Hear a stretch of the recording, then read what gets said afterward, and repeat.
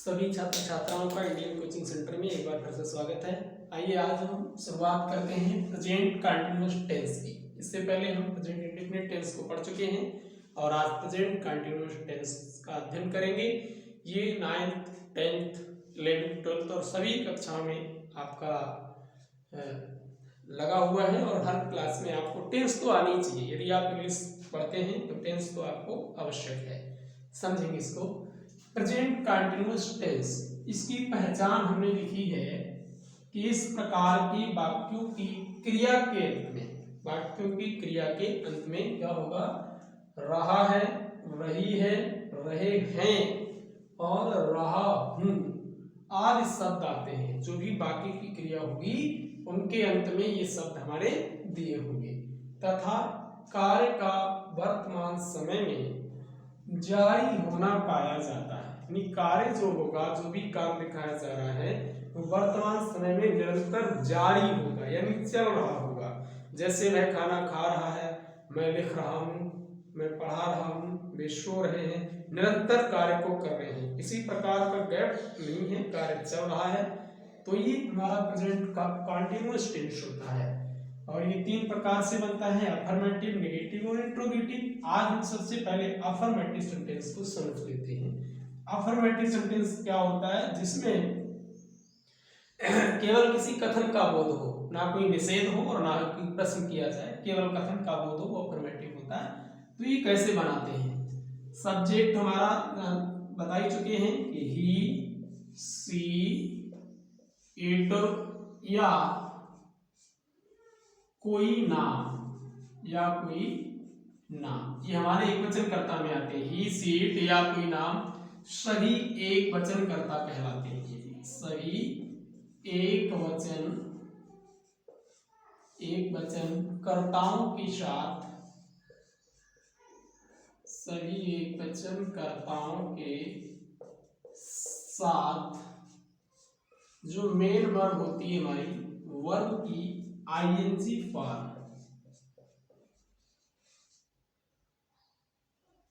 कर्ताओं के साथ इज तथा, इज भी लगाते हैं, इज तथा सभी एक वचन, यानी ही, सी, इट या कोई नाम सभी एक वचन कर्ताओं के साथ इज तथा यू, सबको एक साथ लेते हैं, यू, वी, दे या कोई दो नाम एक साथ आ जाए या कोई दो नाम और से जुड़े हो। दो नाम जैसे राम और श्याम जा रहे हैं तो बहुवचन कर्ता हो जाएगा।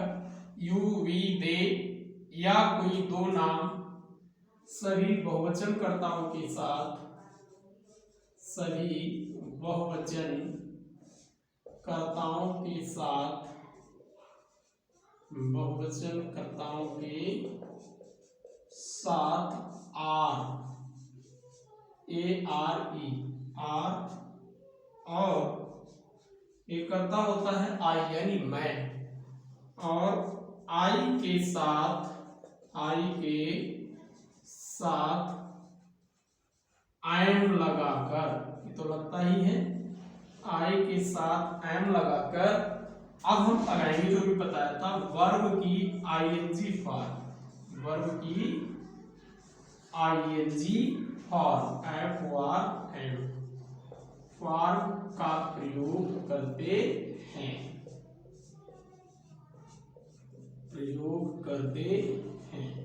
ये तो हमारा नियम है। यानी अफर्मेटिव सेंटेंस का पहला जो रूल होता है वो होता है ही, सी, इट या कोई नाम, कोई एक नाम हो, ये सभी एक वचन करता है, यानी एक वचन कर्ताओं के साथ एज लगाते हैं। तथा यू, वी, दे ये बहुवचन करता है या कोई दो नाम आ जाए सभी बहुवचन कर्ताओं के साथ आर, और आई यानी मैं, आई के साथ एन लगाकर वर्ब की आईएनजी फॉर्म का प्रयोग करते हैं।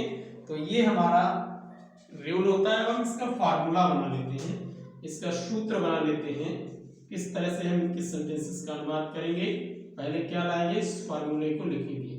सबसे पहले हमारा आता है सब्जेक्ट, उसके बाद हम लगाएंगे इज, आर या am, in subject which are am. इसके बाद हम लगाएंगे वर्ब की आईएनजी फॉर्म। इसके बाद हम लगाएंगे ऑब्जेक्ट। इसके बाद हम लगाएंगे कोई अदर वर्ड जो भी होगा, जैसे टुडे, टुमारो, यस्टरडे आदि, इसको हम लास्ट में लगा लेंगे अदर वर्ड्स। तो ये हमारा फार्मूला हो गया अफर्मेटिव सेंटेंस का। सब्जेक्ट इज आर एम, इसके बाद वर्ब आईएनजी, ऑब्जेक्ट और अदर वर्ड्स। देखेंगे एग्जाम्पल कैसे करके इसको हम बनाते हैं। एग्जाम्पल है हमारा कि वह खाना खा रहा है, वह खाना खा रहा है। अब देखो इसके अंत में आ गया रहा है, वह खाना खा रहा है। हमने बताया कि ही, सी, इट, ये तो बता ही चुके कि वह हमारा एक वचन कर्ता में आता है, सी एक वचन में ये लड़की के लिए लगता है, प्रोनाउन है, इट किसी निर्जीव वस्तु या जानवर, प्राणी आदि के लिए भी ये लग जाता है। वह खाना खा रहा है, कैसे बनाए ये लिखा है, पहले सब्जेक्ट लगाओ। सब्जेक्ट वह यानी कौन खाना खा रहा, तो वह खा रहा, ये सब्जेक्ट है, तो इसको हमने लगा लिया ही। अब ही, सी, इट के साथ क्या लगता है, इज लगता है, पढ़ चुके हैं, तो इज लगाएंगे, ही इज। फिर कह रहा है कि वर्ब आईएनजी, खाना खा रहा है तो ईट होती है, EATIENG, ही इज ईटिंग, और खाना यानी भोजन, इसको हम द फूड कहते हैं, he is eating the food। इस तरह से हमने इस सेंटेंस को बना लिया एक वचन कर्ता के साथ। या कोई नाम अगर आ जाए, राम खाना खा रहा है, तो Ram is eating the food हो जाएगा। अगर बहुवचन का वाक्य लें कि वे रामायण पढ़ रहे हैं, वे रामायण पढ़ रहे हैं, ये वाक्य है हमारा, वे रामायण पढ़ रहे हैं। तो वे हमारा कैसा है, बहुवचन सब्जेक्ट है, और बहुवचन सब्जेक्ट के साथ यानी वे के लिए लगता तो दे है, ये तो हमें मालूम है, लेकिन क्या लगेगा, आर लगेगा। तो उस पहले लगा लेंगे दे यानी ही सब्जेक्ट, उसके बाद इज आर एन, दे है तो आर लगाएंगे, दे आर, दे आर। अब पढ़ना वर्ब होती है रीड, लेकिन आईएनजी करेंगे तो क्या हो जाएगा, reading. They are reading, READING, they are reading. और रामायण यानी ये धार्मिक पुस्तक है, किसी भी धार्मिक पुस्तक से पहले हम दा लगाते हैं, दा लगा देंगे, they are reading the Ramayana, RAMAYN, Ramayana लिखा जाता है, रामायण का। तो ये हमारा हुआ बहुवचन का। अब हम एक एग्जाम्पल बोल लेंगे जो आई वाला हो, आई के साथ एम लगाते हैं, ये तो पता है, तो इसको लिख देंगे कि मैं अंग्रेजी पढ़ा रहा हूं, मैं अंग्रेजी पढ़ा रहा हूं, मैं अंग्रेजी पढ़ा रहा हूं, ये सेंटेंस है हमारा, अंग्रेजी पढ़ा रहा हूं। तो सब्जेक्ट है मैं यानी आई, और आई के साथ लगता है एम, और पढ़ाना की वर्ब होती है teach, TEACHING, I am teaching. English करेंगे ना कि द इंग्लिश, द इंग्लिश करेंगे तो वो वहाँ के पीपल हो जाते हैं, लोग हो जाते हैं। आई एम टीचिंग इंग्लिश, लेकिन कैपिटल से लिखा जाएगा, ये लैंग्वेज है, आई एम टीचिंग इंग्लिश। तो ये हमने अफर्मेटिव की सेंटेंस को समझा। बताया है कि दो नाम यदि आ जाए तो क्या करेंगे, तो दो नाम के लिए बहुवचन लगाएंगे।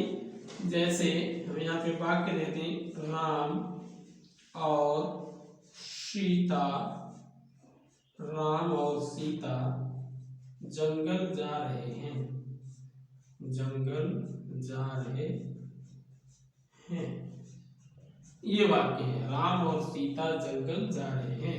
तो दो वाक्य आ गए। वैसे तो कोई नाम बहुवचन में आता, लेकिन दो आ जाए एंड से जोड़ेंगे और बहुवचन कर्ता क्रिया लगाएंगे।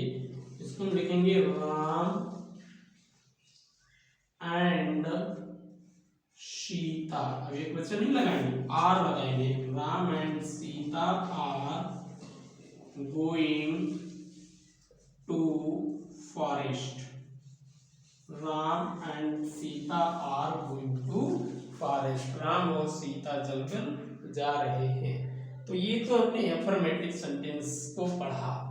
एक चीज इसमें और आ जाती है, अगर कोई चीज स्थायी हो, एक जगह पे रुकी हुई हो, कार्य निरंतर चल रहा हो, उसमें भी हम आईएनजी का ही प्रयोग करते हैं। जैसे हम लिखते हैं कि कौआ